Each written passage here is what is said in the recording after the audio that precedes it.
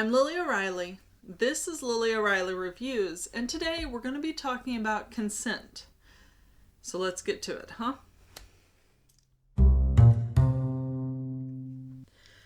Okay, so today we're here to talk about Consent 101, Basic Human Decency. You'll notice that I have cleaned up my backdrop a bit.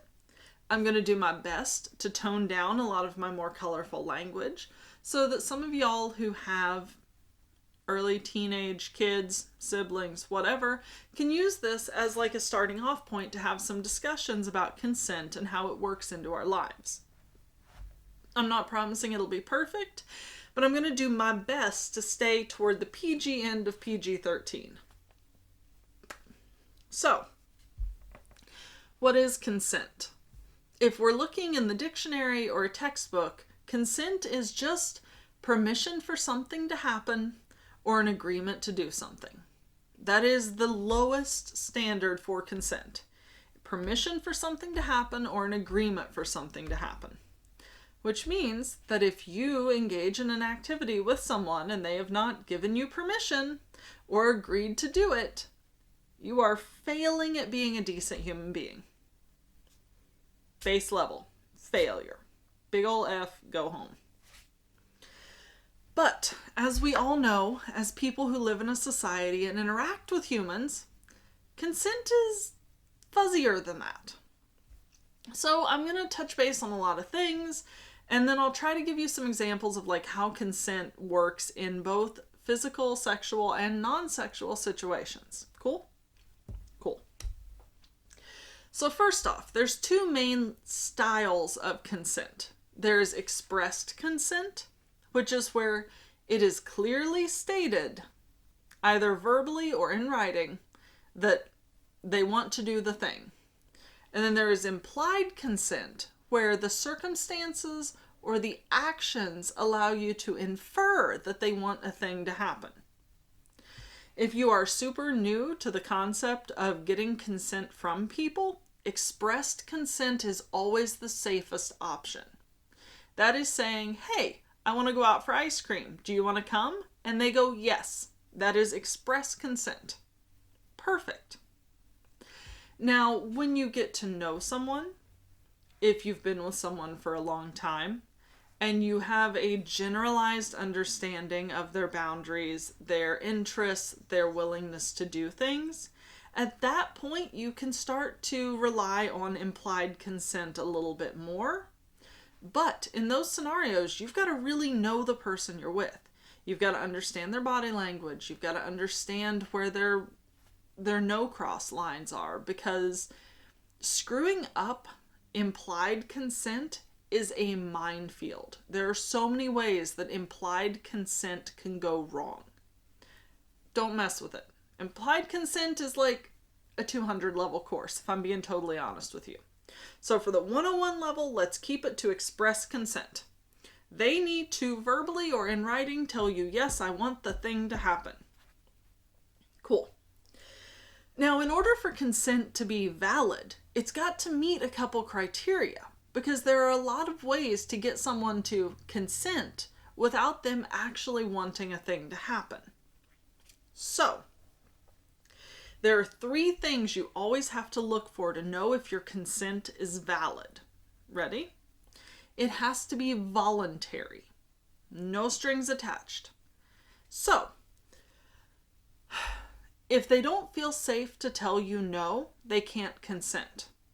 If I am afraid that if I say no to receiving a foot rub, that the person who wants to rub my feet is going to sulk for the rest of the day and make my life miserable, I can't actually freely consent to the foot rub. At that point, I'm saying yes because I don't want the bad thing to happen, not because I want the activity. That's not consent. And time out. There's a lot of places where I'm going to say that things were not consent. Now, if you, like me, have ever been in a situation where you've said yes to something that you didn't want because you didn't want the bad thing to happen, there's nothing wrong with that. And there's nothing wrong with you for doing something that you didn't want to do. Or maybe that you thought was, okay, whatever, it'll be easier than the alternative. It's okay. Most of us at some point in our lives have done something like that, and it doesn't make you any lesser, and it doesn't mean anything about the kind of person you are. We as humans are built to survive. And when we're put into situations that aren't okay, we do things we don't want to do to get out of them. You're okay. All right. Now, part of that means that if you are attempting to get consent from someone, they need to understand very, very clearly that they can say no and that there won't be any punishments or any negative effects of that no. You talk to someone, they give you a no. You're now at a tree where two things can happen. You can accept that no and go, okay, if you change your mind, let me know. Or you can go, oh, come on, really? God, just do it for me. One of these options is the good person option. The other option, not good. You are failing at being a decent human being. It is always better to say, okay, that's a no. Okay. If you're not sure it's a yes, it's a no. And then you give them space. Because if somebody changes their mind later and comes to you and is like, hey, that thing I said no to, can we do it? Perfect. Great feeling. Much better than pushing someone into doing something that they don't want to do and then having that encounter be something that they regret, or having them associate negative feelings with you, or having them cut off their relationship with you entirely. I personally have gotten badgered into doing physical things that I did not want to do just because I knew it would shut the person up and they would leave me alone and it would get it over with. And then I ghosted them and I never talked to them again. And that was their fault for not accepting my no. It happens. So, point 1, consent has to be voluntary. If they do not give you an active yes, it's a no. Consider a maybe a no. A maybe is a no. Okay, if you change your mind or want to talk about it, we'll come back to it. A no is, okay, cool. Thank you for feeling comfortable expressing your boundaries to me. I won't bring that up again. Let me know if it's something you change your mind on. Because a maybe, you can leave them space to come back. But if somebody gives you a hard no, okay, they have dynamited that entrance. We're not coming back there. Cool. I respect you.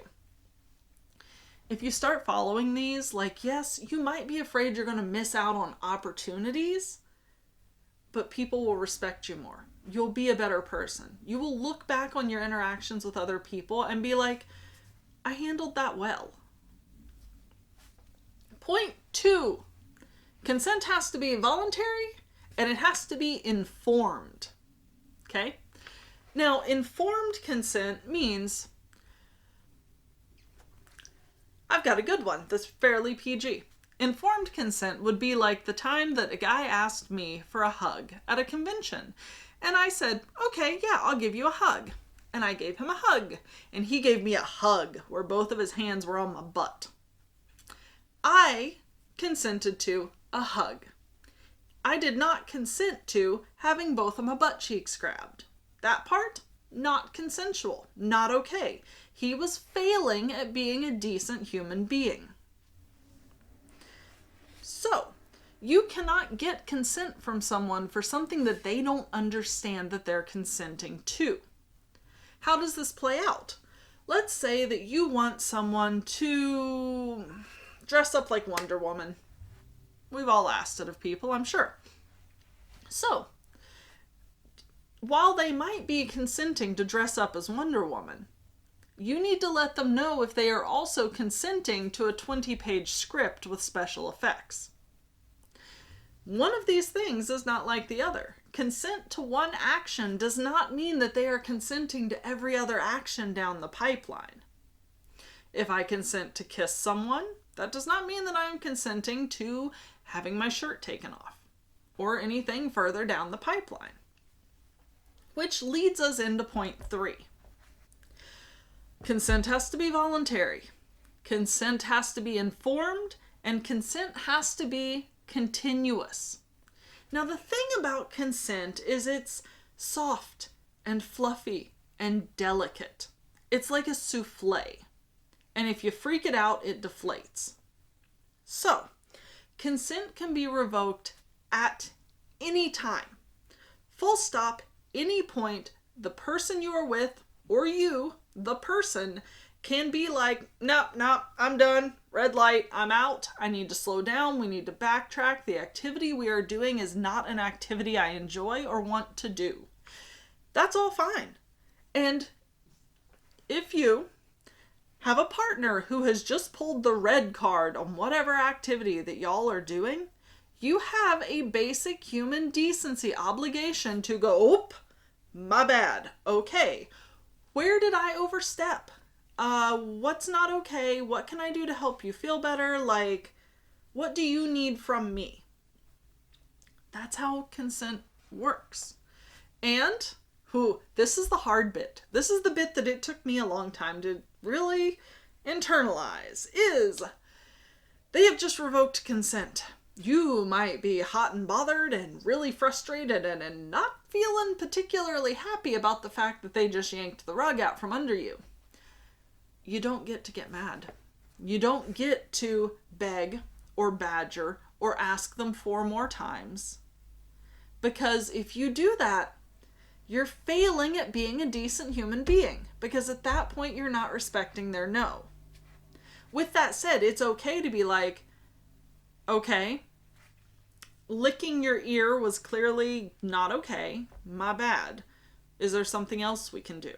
That's all right. You don't have to completely abort the entire procedure and leave, but you can stop and be like, you didn't like this. Is there something else you would like instead? So, let's see if I can give you some non-sexual examples of consent. One that I've run into a lot in college is drinking. Because I don't drink. I absolutely categorically do not drink anything with alcohol in it. So, that means that if I go to a party and you offer me a drink, you have an obligation to tell me if there's alcohol in it. If you say, hey, you want a drink, and I say, hey, I don't drink, and you give me a drink with alcohol in it, that's a problem. I did not consent to the drink you gave me. Not that kind of drink. I consented to drink that fits the requirements I've set. And that also means that, take someone else, someone who does drink. They might have consented to 2 beers. That does not mean they consented to Jell-O shots. That does not mean they consented to a gin and tonic. That means that if they want to sit there and sip on 2 beers for 6 hours, you have an obligation to be like, okay, dude, that's your prerogative. I'm not going to push you into drinking more than you want to drink. That's the continuous part. Informed means that dude who drinks 2 beers, you don't get to go and slip a shot of whiskey into one of his beers because you want him to get drunk faster. That's informed. He consented to a beer, not a beer and a shot. That's not okay. If you put extra alcohol in someone's drink, you are failing at being a basic human being. Hey, it's a thing. And it's voluntary. If I, again, who does not drink, you say, hey, you want a beer? No, I'm good. 20 minutes later, hey, you want a beer? No, I'm good. 25 minutes later, hey, really, do you want a beer? We got some Jell-O shots. You not drinking is really being a downer. You need to get with the program. I'm going to pack up and leave. So you've just lost somebody who's kind of cool hanging out with you because you would not put me in a situation where I could consent to being there. Because at that point, it starts to feel like, well, hell, am I going to get badgered all night to take a drink? I'm not going to be able to enjoy myself if every time I turn around, I'm being pushed at to do something I don't want to do. That's the voluntary part. And if you just keep those 3 concepts in mind, voluntary, informed, and continuous, you will learn to do better with consent. And I'm just going to mention that if you want to throw me $3 on Ko-Fi, that's at ko-fi.com/Lily O'Reilly. I think that this whole concept of consent and this discussion of consent is super important, and I think that it needs to be had with children below 18. I think that it's perfectly cool to bring up consent in non-sexual ways, and I think it's important to do so. So, go forth, do your best, have difficult conversations, and trust your gut. Because the earlier that we teach kids that they have a say in what happens to them and that they need to learn how to respectfully interact with others, the better we are at growing a more empathetic, less damaging crop of children. So I got faith in you. I think you guys can do this, and hopefully my very basic 101 lesson helped. So, till next time, bye guys.